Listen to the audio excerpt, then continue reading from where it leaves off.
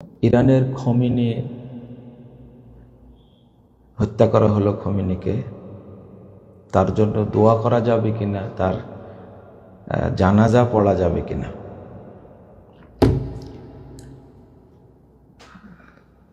এই ইরানকে নিয়ে আমরা যারা মুসলিম বলে দাবি করি তারা বেশি বেশি বাড়াবাড়ি করি। তো আমি সংক্ষেপে বলতে চাই যে বাংলাদেশের এমনও বোকা আছে, পাগল আছে, যে ইরান রাষ্ট্রীয়ভাবে ঘোষণা করছে খোমেনিকে হত্যা করা হয়েছে, অথচ এই বাঙালি পাগলগুলো এখনো বলছে না, খোমেনি এখনো বেঁচে আছে, অচিরেই বের হবে। মানে তারা এতটাই অবুঝ এবং এতটাই ভক্ত পাগল। কিন্তু দুর্ভাগ্য হলো ইরানের শিয়ারা হলো রাফেজি শিয়া। এরা মুসলিমদের জন্য ইহুদি খ্রিস্টানদের চেয়েও বেশি ভয়ানক। এটা নিয়ে আপনারা অনেক গালিগালাজ করছেন। আমি মনে করি না জানার কারণে গালিগালাজ করছেন। একটু যদি সরাসরি খোমেনির লেখা বইগুলো একটু যদি আলেমরা পড়তেন, সেখানে আবু বকর, ওমর, উসমান রাদিয়াল্লাহু আনহুম সহ 5 জন সাহাবে বাদ দেয়া সকলকে তারা কাফের বলে। এবং খোমেনি নিজে আবু বকর, ওমর রাদিয়াল্লাহু আনহুকে, উসমান রাদিয়াল্লাহু আনহুকে গালি দিয়েছে তার বইয়ের মধ্যে। 2 নম্বর বিষয় হলো তারা রাসূল সাল্লাল্লাহু আলাইহি ওয়াসাল্লামের স্ত্রীদেরকে মানে অকথ্য ভাষায় গালিগালাজ করে, অথচ কেউ যদি একজন সাহাবীকে গালি দেয় সে সাথে সাথে কাফের হয়ে যায়, সে আর মুসলিম থাকে না। অথচ তারা লক্ষ লক্ষ সাহাবীকে গালি দিচ্ছে, তাবিঈদেরকে গালি দিচ্ছে, কাফের মনে করে, তাবিদের কাফের মনে করে, এবং আহলুস সুন্নাহ ওয়াল জামাতের যারা ইমামদেরকে তারা কাফের বলে। এবং ইহুদি খ্রিস্টানদের চেয়েও আহলুস সুন্নাহ ওয়াল জামাতের লোকেরা বেশি খারাপ, এটা হলো তাদের আকীদা। এবং আহলুস সুন্নাহ ওয়াল জামাতের মানুষদেরকে হত্যা করা, তাদের রক্তকে বৈধ মনে করে এই ইরানের রাফেজি শিয়ারা।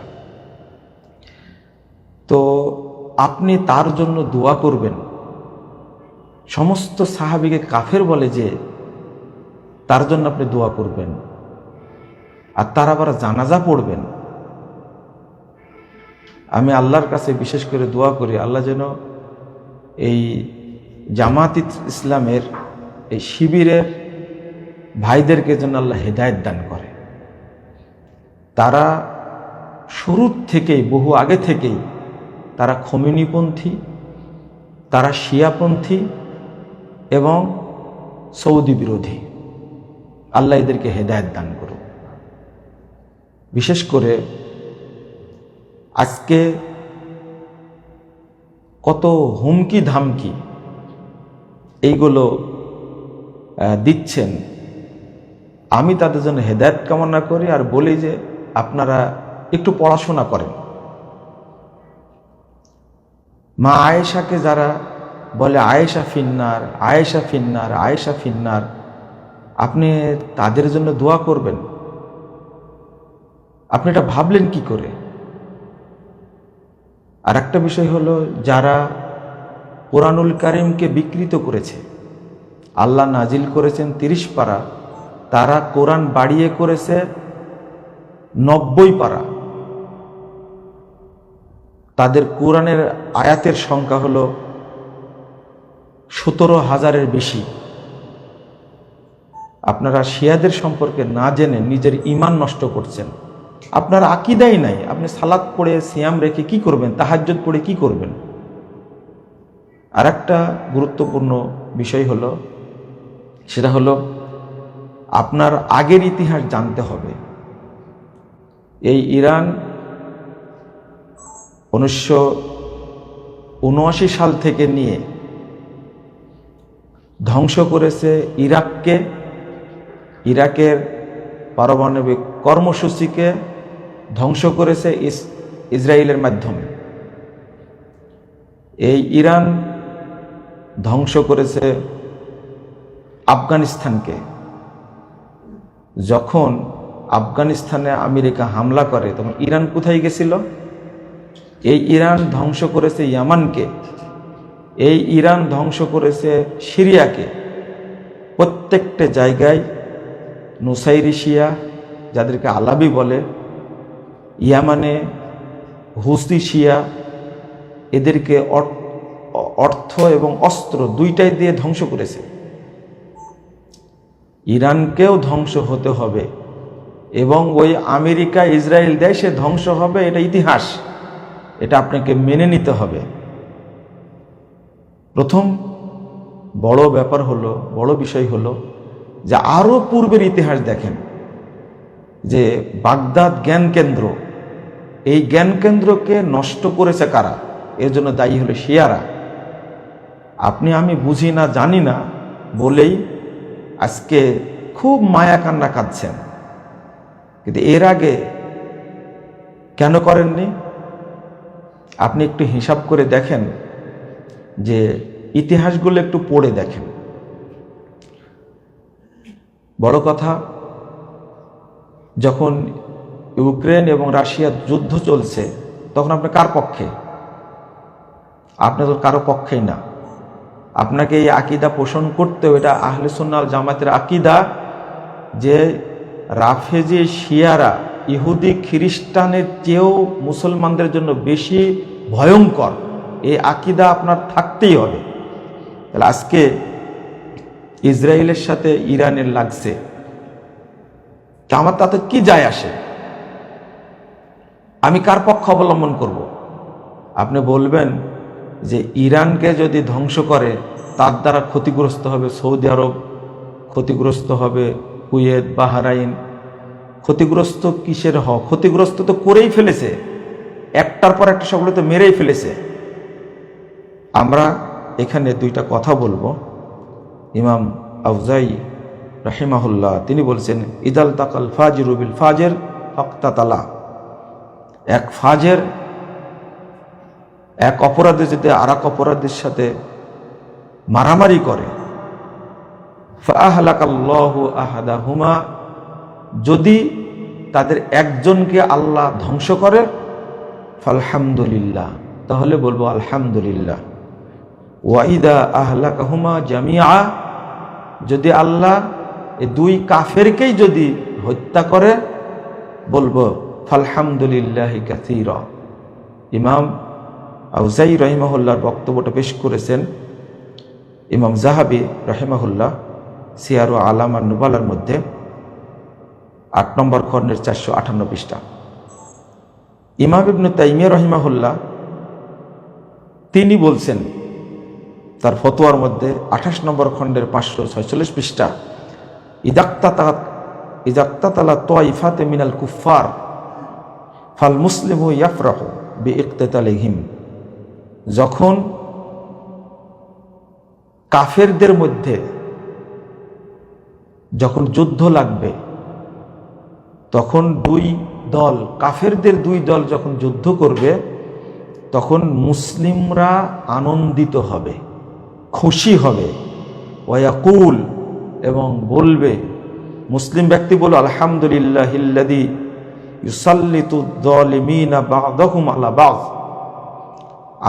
আমি ওই আল্লাহর প্রশংসা করছি যে আল্লাহ জালেমদের একজনের আরেকজনের উপরে মানে বিজয়ী করে দিয়েছে। তো আমাদের বক্তব্য হলো এই জায়গায় যে এই দুই কাফের মারামারি করছে, বরং ইহুদি খ্রিস্টানদের চেয়েও বেশি খারাপ মুসলিমদের জন্য। আপনি একটা কথা চিন্তা করবেন, যে যদি ইহুদি খ্রিস্টানদের চেয়ে বেশি খারাপ রাফেজি শিয়ারা হয়, তা আপনি তার জন্য কেমনে জানাজা পড়েন, কেমনে ইন্নালিল্লাহ পড়েন? কেমনে ভক্তি দেখান? আপনার আকীদাগত জ্ঞান জিরো।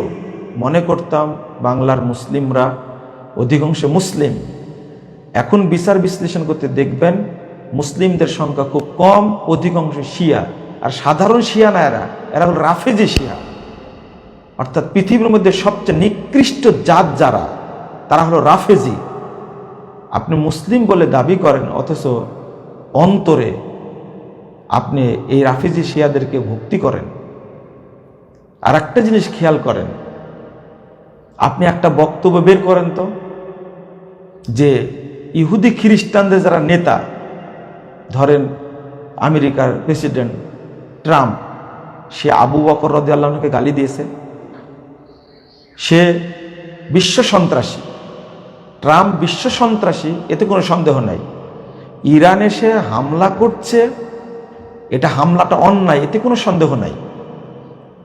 কিন্তু আপনি বিশ্লেষণ করে দেখেন, আমেরিকার প্রেসিডেন্ট বাইডেন, বারাক ওবামা সাহাবীদেরকে গালি দিয়েছে, একটা বক্তব্য দেখান। বা রাসূলের স্ত্রীদেরকে গালি দিয়েছেন, বক্তব্য দেখান। এমনকি ইহুদি, এই যে ইসরায়েল যে দখল করেছে ফিলিস্তিনকে, এই শয়তানগুলো গালি দিছে, একটু দেখান আপনি। অথচ এই রাফেজি শিয়ারা সাহাবি থেকে নিয়ে তাবে মুহাদ্দিস উলামা কেরাম, এক কথা আহলে সুন্নাত ওয়াল জামাতের সবাই, এখন পর্যন্ত যারা আহলে সুন্নাত ওয়াল জামাতের আকীদার, তারা এদেরকে আহলে সুন্নাত জামাতের সবাইকে কাফের মনে করে থাকে, তাদেরকে হত্যা করা জায়েজ মনে করে থাকে। আর আজকে আমরা তাদের জানাজা পড়ছি। আমরা আল্লাহর কাছে দোয়া করি, আল্লাহ যেন এই রাসূলের সাহাবীদেরকে গালি দেওয়া এই জাতিকে আল্লাহ যেন ধ্বংস করে দেন। সাথে সাথে আল্লাহ এই যে ইহুদি গোষ্ঠীকে যেন আল্লাহ ধ্বংস করে দেন। আল্লাহ রাব্বুল আলামিন যেন এই ফিলিস্তিন থেকে ইহুদিদেরকে নিশ্চিহ্ন করে দেন। পৃথিবীর ইতিহাসে যেন ইহুদি নামক রাষ্ট্র যেন না থাকে, আল্লাহ যেন সেই ব্যবস্থা করেন। পাশাপাশি যারা মুসলিম উম্মার উপর নির্যাতন করছে, আল্লাহ যেন তাদেরকে ধ্বংস করেন। এটা আমাদের বক্তব্য। শেষ কথা হলো যে ইতিহাস সম্পর্কে দয়া করে জানুন, পড়ুন, নিজের আকীদা সম্পর্কে জানুন। আজকে ইরান ইসরায়েলে বোমা না ফেলে, কেন বোমা ফেলছে কুয়েতের উপরে, বাহরাইনের উপরে, দুবাইয়ের উপরে, সৌদির উপরে কেন ফেলছে? এই ইরান আপনার কি উপকারটা করেছে? যখন মায়ানমারে হত্যা করেছিল বহু মানুষকে, তখন কি আপনাকে ইরান কোনো সহযোগিতা করেছে? কেন সহযোগিতা করতে আসেনি? তারা জানে মায়ানমারের মুসলিমরা শিয়া না সুন্নি। এখন এরদোগান, আপনার দুলাভাই, যেটা যাকে আপনি মুসলিম খলিফা মনে করেন, বিশেষ করে জামাত ইসলামের শিবিরের লোকেরা যারা এরদোগানকে খলিফা মনে করে, আমাদের একজন পরিচিত শেখ মুখতার আহমদ, সারাক্ষণ তিনি শিয়াদের পক্ষ নিয়ে কথা বলছেন। আপনারা তাদেরকে প্রশ্ন করেন যে এরদোগান সহযোগিতা করে না কেন? সৌদি আরব সহযোগিতা করবে কেন? সৌদি আরব, কুয়েত, দুবাই তারা সহযোগিতা করবে না। ইরানের যারা দুলা ভাই তারা সহযোগিতা করে না কেন? হিজবুল্লাহ আজকে কই? আজকে তালেবান কই? তালেবান সহযোগিতা করে না কেন?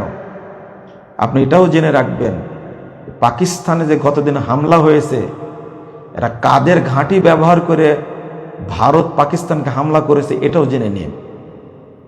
আল্লাহ যেন এই জাতিকে হেদায়েত দান করে, আল্লাহ যেন বুঝার তৌফিক দান করে, আল্লাহ যেন এই যে সিরিয়াকে যেভাবে স্বাধীন করে দিয়েছেন, এই অভিশপ্ত অপবিত্র বাশার আল আসাদ, হাফেজ আল আসাদ অন্তত 30,000 আলেমকে হত্যা করেছে এই 53 বছরে।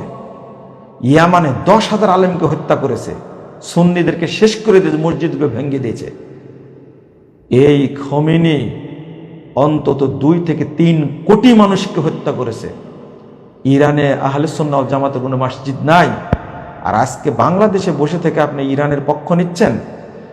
আপনি যদি এই ইরানের অর্থাৎ রাফেজি শিয়াদের পক্ষ আপনি নেন, আপনার ইমান থাকবে না। তাদের জন্য দোয়া করলে আপনার ইমান থাকবে না। তাদেরকে মুসলিম মনে করলে আপনি কাফির হয়ে যাবেন, এতে কোনো সন্দেহ নেই।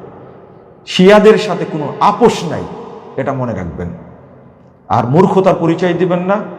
আমার বক্তব্য, আল্লাহ যেন আপনাদের হেদায়েত দান করে, বুঝার তৌফিক দান করে। আরেক ভাই প্রশ্ন করেছেন যে আপনি বক্তব্যে বলেছেন যে ৭০,০০০ টাকা থাকলেই রূপার মাপে জাকাত ফরজ হয়ে যাবে। যে আমি গত কালকে না পরশুদিন দিয়েছি। এটা যখন বক্তব্যটা দেই তখন বর্তমান যে রূপার মূল্য চড়া, এটা আমার স্মরণ ছিল না। আপনি হিসাব করে দেখবেন গতবারও রূপার মূল্য ছিল ভরিতে ২৮০০-২৫০০ টাকা, কিন্তু যখন বিক্রি করতে যায় তখন এই ভরি নেয়, রূপার ভরি নেয় ১৬০০-১৭০০ টাকা বিক্রি করতে যাওয়ার সময়, কিন্তু বাজার মূল্য একটু বেশি হয় সব সময়।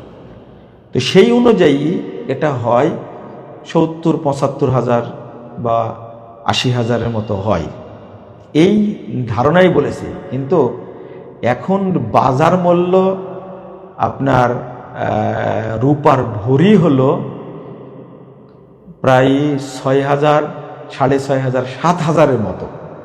তো এই হিসাব অনুযায়ী যেহেতু বাজার দর হঠাৎ করে বেড়ে গেছে, আগে স্বর্ণের ভরি ছিল কম, এখন এটা ২,৮০,০০০-এর মতো হয়ে গেছে স্বর্ণের এক ভরি স্বর্ণ। রূপাও বেড়ে গেছে, এটা আমার মাথায় ছিল না।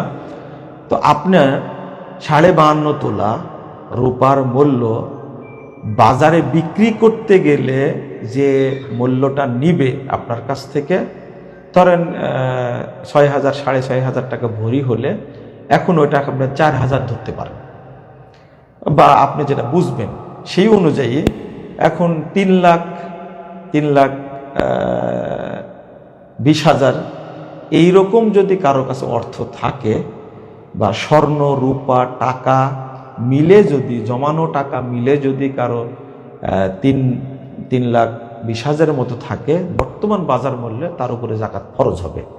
এটা হলো আসল কথা। আমি যেটা বলেছিলাম এটা গত বছরের হিসাব বা তার আগের বছরের হিসাব। এখন যেটা দাঁড়ালো, আপনারা জাকাত দেবেন রূপার হিসাব করে। স্বর্ণ আর রূপা কোনটাতে হিসাব দেব, জাকাত দেব, এই মর্মে বলে দিয়েছি।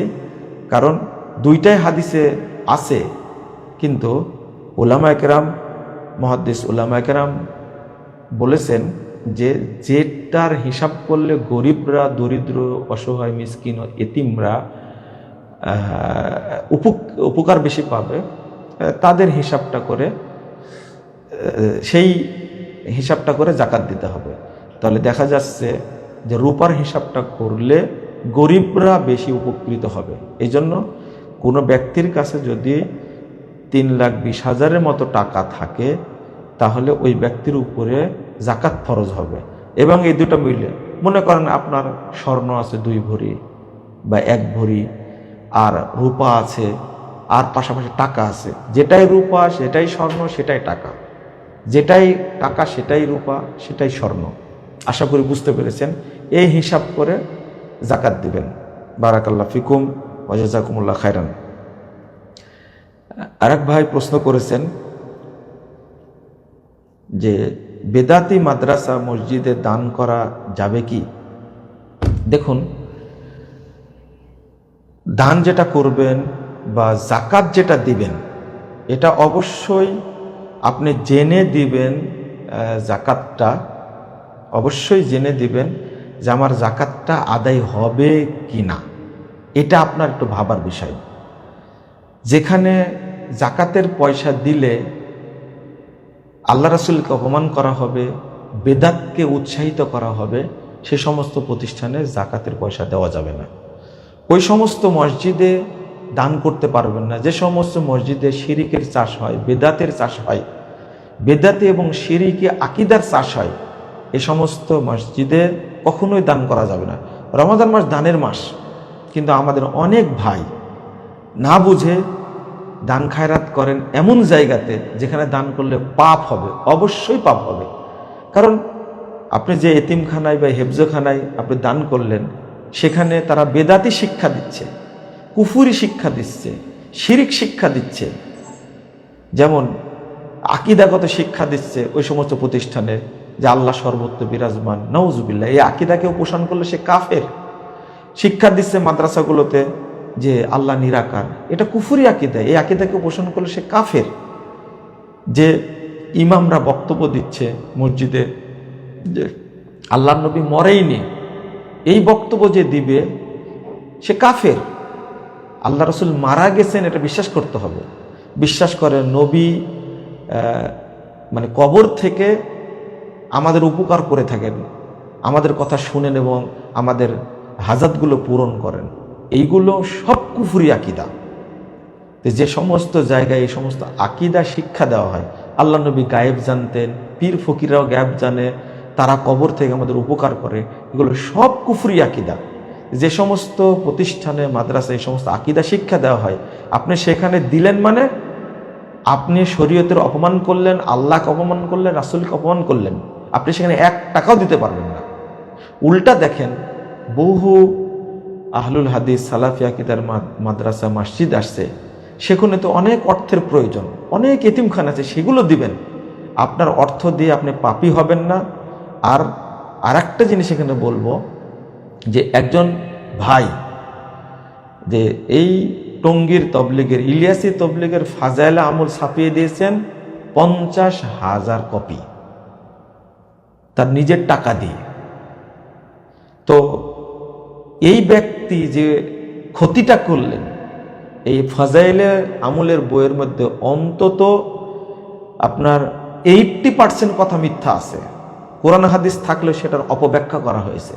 আপনি সেই বইটা ছাপাই দিতে পারলেন নিজের টাকা দিয়ে, তাহলে আপনি সুন্নাতের প্রচার করলেন না কুফুরের প্রচার করলেন, না বেদাতের প্রচার করলেন, না শিরিকের প্রচার করলেন আপনি।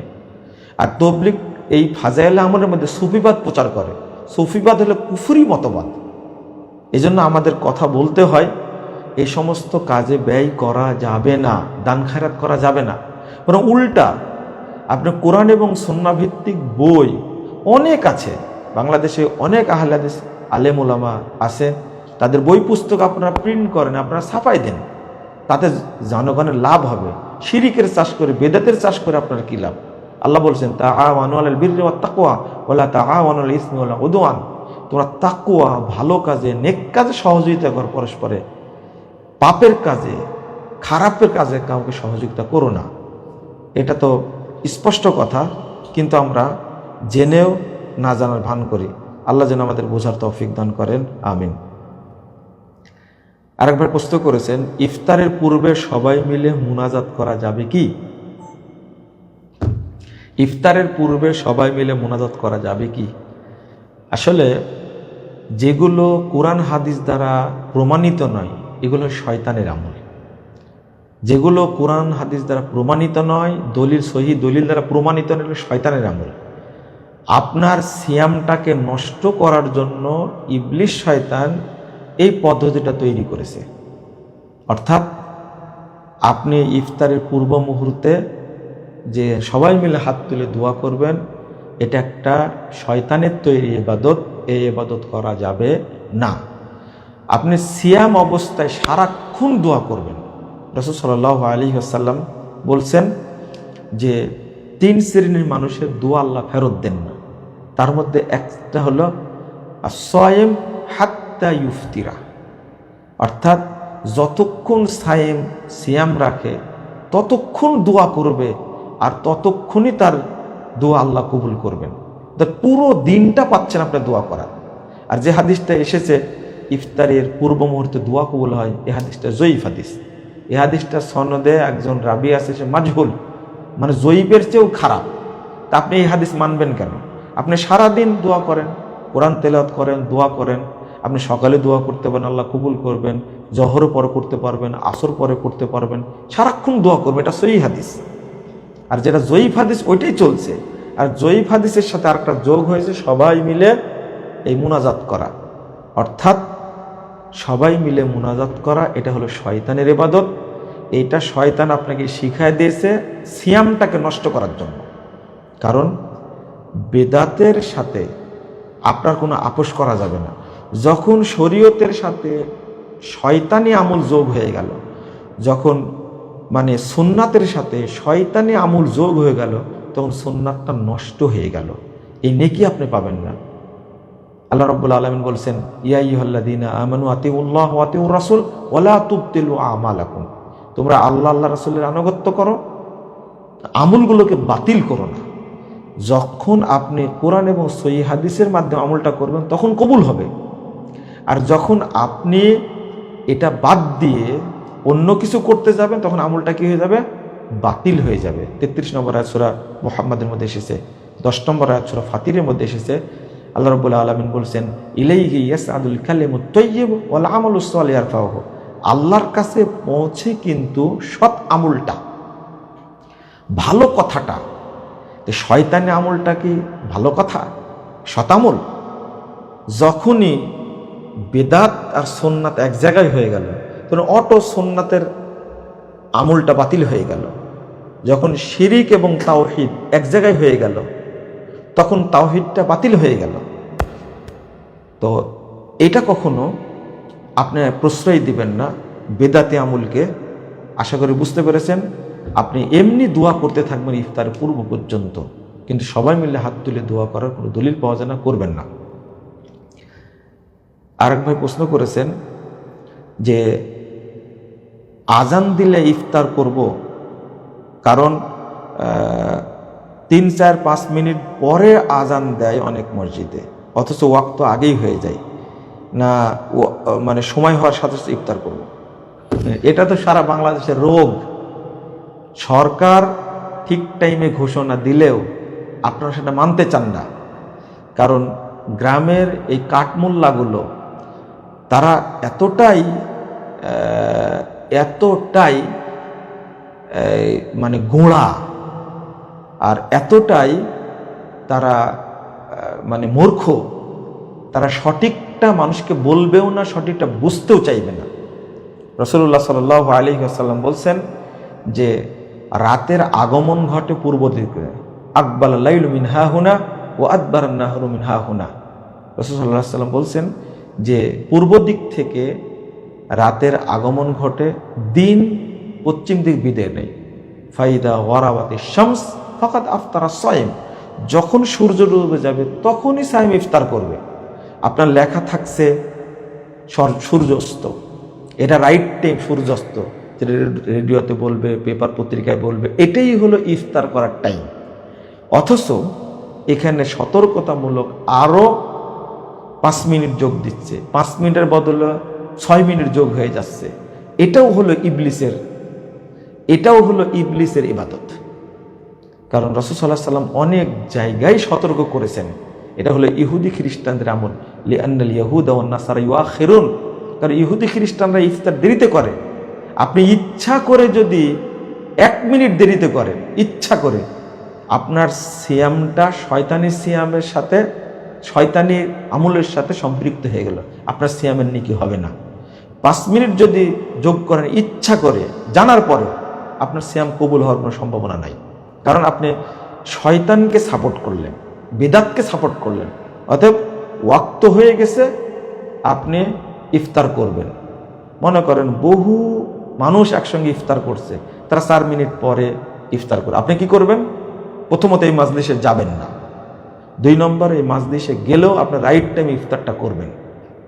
এটাই হলো সুন্নাহ। আপনি সুন্নাতের উপরে টিকে থাকবেন। সারা পৃথিবী চলছে মানে মিথ্যা বানোয়াট হুজুকে এবং মানে মিথ্যা প্রচারের উপরে চলছে। তার মধ্যে থেকে আপনাকে হকটা খুঁজে বের করতে হবে। আল্লাহ রাব্বুল আলামিন আমাদের সেই তৌফিক দান করুন, আমিন। আরেক ভাই প্রশ্ন করেছেন, কদর রাত্রির পৃথক কোনো আমল আছে কিনা? জি, কদর রাত্রির পৃথক কোনো আমল নেই। কদর রাত্রি একটু দীর্ঘ করবেন, এটাই আমল। মুহাম্মদুর রাসূলুল্লাহ সাল্লাল্লাহু আলাইহি ওয়াসাল্লাম সাহাবা কেরাম পৃথক কোনো আমল করেছেন বলে কোনো দলিল পাওয়া যায় না। যেমন আপনি কিভাবে জাগবেন, দেখেন বাংলাদেশে কদর রাত্রির আলাদা দোয়া তৈরি করেছে। এই দোয়া পড়লে কদর রাত্রির ইবাদতটাই বাতিল হয়ে যাবে।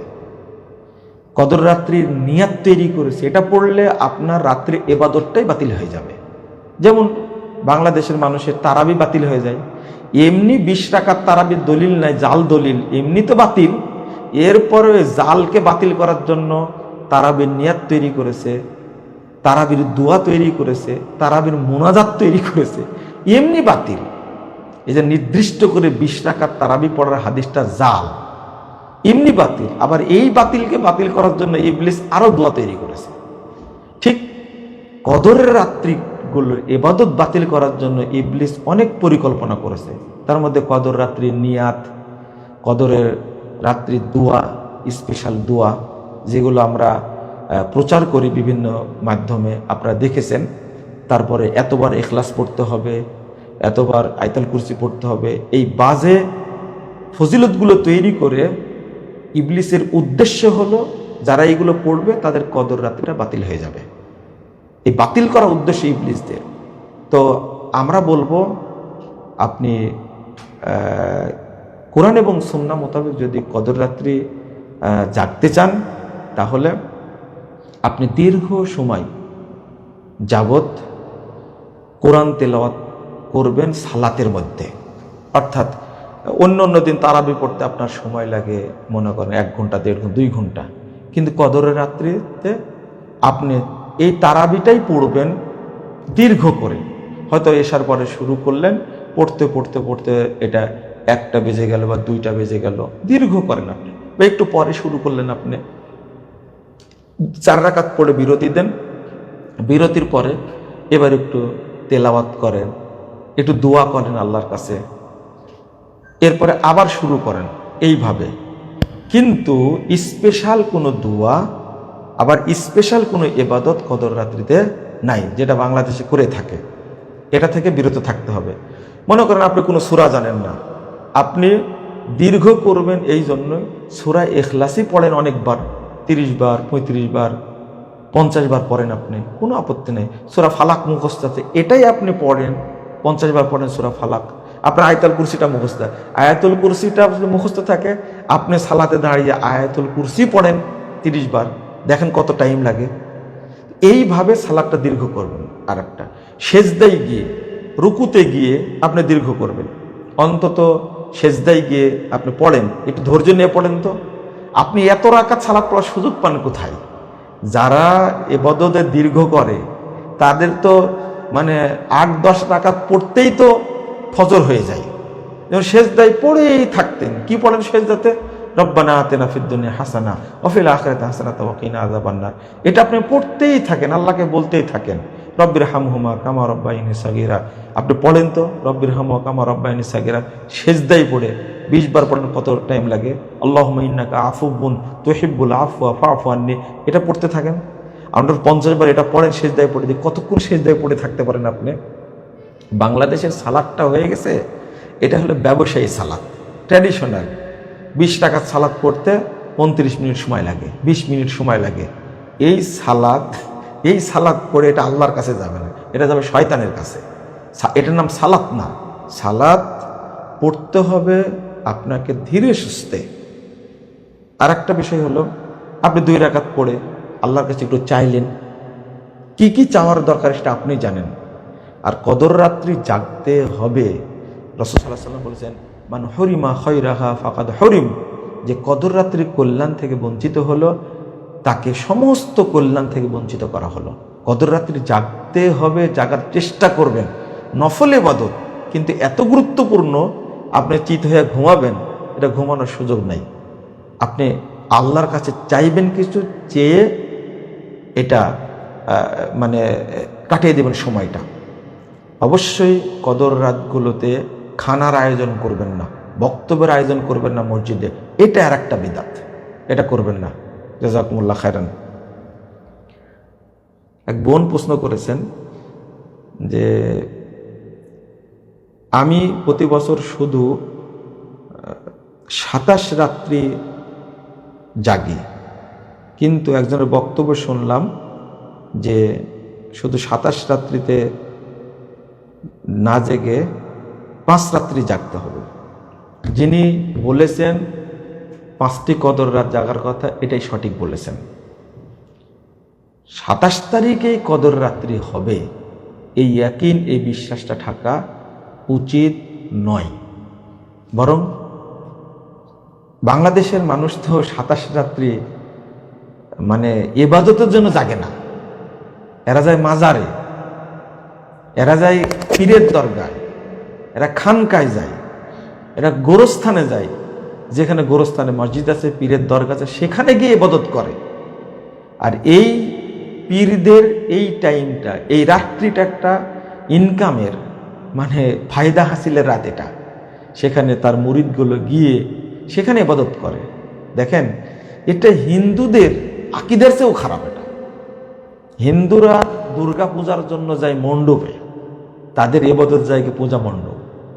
আর বাংলাদেশের অধিকাংশ মুসলিম 27 রাতে কদর রাত মনে করে এর ইবাদত করার জন্য যায় মাজারে, দরগায়, কবরস্থানে, খানকায় যায়। এর চেয়ে বড় দুঃখজনক আর কি হতে পারে? মাজারে গিয়ে চোখে সুরমা দেয়, কোটি কোটি টাকা সেখানে দান করে তারা, অথচ ইবাদত করার জায়গা হলো মসজিদ, তারা মসজিদে যাবে না। আবার অনেক মসজিদ আছে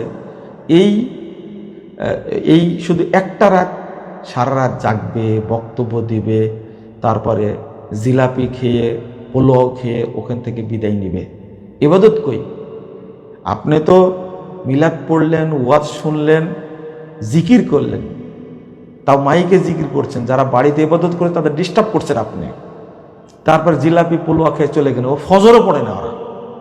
এতটাই বাংলাদেশের এই মুসলিমরা হতভাগা, তারা সঠিক জিনিসটা না জেনে এই সমস্ত বাজে কাজগুলো করে থাকে শরীয়তের নাম নিয়ে। এটাতে ইবলিস খুশি হয়, আল্লাহ বেজার হন। যে ইবাদতগুলো করা হয় ইবলিসের জন্য, এটাতে ইবলিসই খুশি হবে। ইবাদত করতে হবে আল্লাহর জন্য, রাসূলের সুন্নাহ মোতাবেক, তবেই ইবাদত কবুল হবে। রাসূল সাল্লাল্লাহু আলাইহি ওয়াসাল্লাম বলেছেন, মান আমিলা আমালান লাইসা আলাইহি আমরুনা ফাওরাদ। কেউ যদি এমন কোনো আমল করে যে আমল করা, যে আমলের নির্দেশ আমাদের পক্ষ থেকে নেই, ফাওরাদ, ওটা প্রত্যাখ্যাত। যে ব্যক্তি করবে সেও প্রত্যাখ্যাত, ও আমলটাও প্রত্যাখ্যাত। ওটা বর্জন করতে হবে, ওটা সমাজ থেকে তুলে দিতে হবে। বাংলাদেশের অবস্থাটা এইরকম। আর একটা প্রশ্নের উত্তর দিয়ে শেষ করি। সেটা হলো, এক ভাই প্রশ্ন করেছেন যে আশেপাশের মসজিদগুলোতে সাহারির সময় ডাকা হয়, গজল গাওয়া হয়, কিন্তু আমরা আমাদের মসজিদে শুধু আজান দেই, এই কারণে আমাদেরকে গালিগালাজ করা হয়। এ ব্যাপারে কিছু বলবেন? এটা শুধু আপনার এলাকার সমস্যা না, সারা দেশেরই সমস্যা এটা। সুন্নাহ হলো সাহারির আজান দিতে হবে। আপনি আজান দিচ্ছেন, আলহামদুলিল্লাহ, আল্লাহ আপনাকে হকের উপরে প্রতিষ্ঠিত রাখুন, দোয়া করি। এবং আল্লাহ রাব্বুল আলামিন যেন অন্যদেরকে বোঝার তৌফিক দান করেন। সুন্নাহ হলো সাহারির টাইম হলে আজান দিতে হবে। অন্তত ফজরের আজানের 1 ঘন্টা আগে সাহারির আজান দেবেন, তারপরে মানুষ সাহারি খাওয়া শুরু করবে। আর তাহাজ্জুদ পড়ার জন্য তার আগে উঠবেন। আজান যখনই দিবেন তখন তারা তাহাজ্জুদ থেকে ফিরে এসে সাহারিতে অংশগ্রহণ করবে। এটা হলো সুন্নাহ। কত যুগ আগে ইমাম ইবনে হাজার আসকালী রাহিমাহুল্লাহ আজান ছাড়া ডাকাডাকি, ঢাক পিটানো, ঢোল বাজানো, যত রকমের পদ্ধতি আছে সবগুলো বেদাত বলে গেছেন। আজকে বাংলাদেশ সেটাই হচ্ছে। সাহারির সময় ডাকাডাকি করা যাবে না, বরং আজান দিতে হবে। আর আপনি বলছেন আর 10 মিনিট টাইম আছে, আর 5 মিনিট টাইম আছে। তারপরে সারা শহর একজনকে দায়িত্ব দিয়েছেন সিটি কর্পোরেশনের পক্ষ থেকে, ঢোল বাজায় ডাকবে। এগুলো সব ইহুদি খ্রিস্টানদের তরিকা, ইহুদি খ্রিস্টানদের আদর্শ। এগুলো থেকে আমাদের বিরত থাকতে হবে। আল্লাহ রাব্বুল আলামিন যেন আমাদের হেফাজত করেন, আমিন। একটি প্রশ্ন হচ্ছে যে অনেক আহলে হাদিস ভাই জামাতে ইসলামী এবং ইসলামিক ছাত্র শিবির করে, তারা আহলে হাদিস পরিচয় দিই, তারা কি মানে সত্যিকারে কি আহলে হাদিস? এ সম্পর্কে একটু বিস্তারিত কিছু বলবেন। শুধু আহলে হাদিসরা শুধু জামাত ইসলাম শিবিরের সাথে নয়, অনেক আহলে হাদিস আছে প্রচলিত রাজনীতির সাথে জড়িত। কেউ জাতীয় পার্টি, কেউ বিএনপি, কেউ আওয়ামী লীগ, এগুলোর সাথে জড়িত। জামাত ইসলামের সাথে তো আছেই। আহলে হাদিস তাদেরকে বলা হয় যারা কেবল কোরআন এবং সুন্নাহ অনুসরণ করে থাকে। তাদের পরিচয় অন্য কোনো পরিচয় নাই। পরিচয় একটা, তারা জাতিগত মুসলিম, আকীদাগত সালাফি, আহলুল হাদিস, আহলুস সুন্নাহ ওয়াল জামাত, এছাড়া কোনো পরিচয় দিতে পারবে না। দুর্ভাগ্য, যারা আহলে হাদিস হওয়ার পরেও বিভিন্ন রাজনৈতিক দলের সাথে সংশ্লিষ্ট, এদের জন্য মানে আফসোস, তারা আকীদা বুঝে না এবং মানে আদর্শটাও বুঝে না। কিছু মানুষ শিয়া আদর্শে বিশ্বাসী, তাদের সাথে সংশ্লিষ্ট হয়ে গেছে। আবার কিছু মানুষ পাশ্চাত্য মতবাদ, যেমন জাতীয়তাবাদ, ধর্মনিরপেক্ষতাবাদ, পুঁজিবাদ, এই সমাজতন্ত্র, কমিউনিজম, এই সমস্ত সাম্যবাদ, এগুলোর সাথে যারা জড়িত হয়, তাদেরকে আমি মনে করি মুসলিম দাবি করলেও তারা তাগুতের সাথে জড়িত। তাদের এই এলেম নাই, এই তাগুত থেকে তাদের বের হয়ে আসা উচিত। আহলে হাদিসদের পরিচয় একটাই, তারা আহলে হাদিস, আর কোনো পরিচয় থাকতে পারে না। জাযাকুমুল্লাহ খায়রান ওয়া বারাকাল্লাহু ফিকুম। আরেকটি প্রশ্ন, যে বর্তমানে ইরানের নেতা যে খামেনি মৃত্যুতে অনেক মুসলিম ভাই এবং অনেক আলেম, আমাদের সালাফি আকীদার মধ্যে অনেক আলেম আছে যারা ফেসবুকে তাদের ফেসবুক আইডি এবং অনেক দিনী ভাইয়েরা এই মানে ইরানি শিয়াদের মানে সম্পর্কে প্রমোট করে, এদের সম্পর্কে কিছু বলবেন। আলেমদের সম্পর্কে বিশেষ করে আমি একটু জানতে চাচ্ছি, তারা কেমন মানে আলেম? এটা তো বক্তব্য বলে দিয়েছি যে ইরানের পক্ষে, মানে ইরানের ধর্মটাকে, রাফিজি ধর্মটাকে আমাদের দেশের মানুষ ইসলাম মনে করে। অথচ অন্য দেশে, সৌদি আরবের পর্দার ব্যাঘাট ঘটছে, এইটা নিয়ে গান বাজনা, এইটা নিয়ে সমালোচনা করছে। কিন্তু ইরানটা যে পতিতালয় একটা, সেখানে যে ঘন্টায় বৈধভাবে মেয়ে ভাড়া পাওয়া যায়, এই ইরানে যে কন্ট্রাক্ট 6 মাসের জন্য, 1 সপ্তাহের জন্য, 1 মাসের জন্য মেয়ে ভাড়া পাওয়া যায়, ছাত্রছাত্রী সেখানে ভাড়া করে বৈধভাবে বসবাস করে, সেই দেশে তো আর জেনা দরকার নাই, সে দেশে তো পতিতালয় দরকার নাই, যে দেশে এইভাবে বৈধ জেনা করার ব্যবস্থা করা আছে। আমাদের দেশের আলেমরা যদি বুঝতো যে ইরানের বাস্তবতা অবস্থাটা, তাহলে কখনো ইরানের পক্ষে কথা বলতো না। পুরো ইরানটাই হলো পতিতালয়। এটা কন্ট্রাক্ট বিয়ে তারা জায়েজ করেছে। আর কত নোংরা নোংরা কথা আছে, মানে কন্ট্রাক্ট বিয়ে করেছে, এরপরেও ফজিলত বর্ণনা করেছে। তারা মিলন করতে গিয়ে যতটা কথা বলে, সমস্ত কথায় 70,000 ফেরেশতা, প্রত্যেকটা কথায় 70,000 ফেরেশতা জন্ম নেয়। আর সেই 70,000 ফেরেশতা তার জন্য কিয়ামত পর্যন্ত নেকি লিখতে থাকে আমল নামে। নাউজুবিল্লাহ, আস্তাগফিরুল্লাহ। জেনা করে আবার ফজিলত বর্ণনা করেছে। কন্ট্রাক্ট বিয়ে করে জেনা করার পরে যারা মানে গোসল করে, এই গোসলের যত ফোঁটা পানি বের হয়, সমস্ত ফোঁটা থেকে 70,000 করে ফেরেশতা জন্ম নেয়। আস্তাগফিরুল্লাহ, আস্তাগফিরুল্লাহ। এই শিয়াদেরকে আমরা এত কাছের মনে করি, আমরা এতটাই বোকার বোকা, যারা সাহাবীদের গালি দেয়, যারা তাবেঈদের গালি দেয়, কাফের মনে করে, গালি না শুধু কাফের মনে করে, তাদের পক্ষে আমরা আজকে সাফাই গাচ্ছি। আল্লাহ এদেরকে হেদায়েত দান করুন, এবং যারা সাহাবী তাবেঈদের গালি দেয়, আল্লাহ এদেরকে ধ্বংস করুন, আমিন। সুবহানাক আল্লাহুম্মা বিহামদিক, আশহাদু আল্লা ইলাহা ইল্লা আনতা, আস্তাগফিরুকা ওয়া আতুবু ইলাইকা। ওয়াসসালামু আলাইকুম ওয়া রাহমাতুল্লাহি ওয়া বারাকাতুহু।